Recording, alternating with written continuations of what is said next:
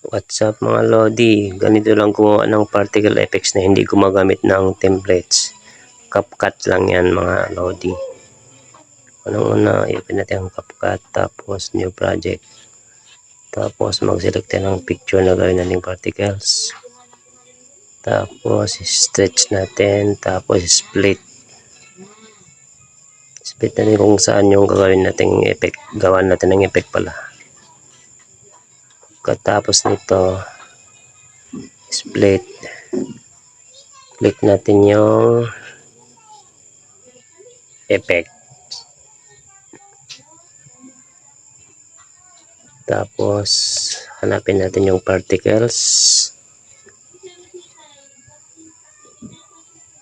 tapos i-click natin yung particles,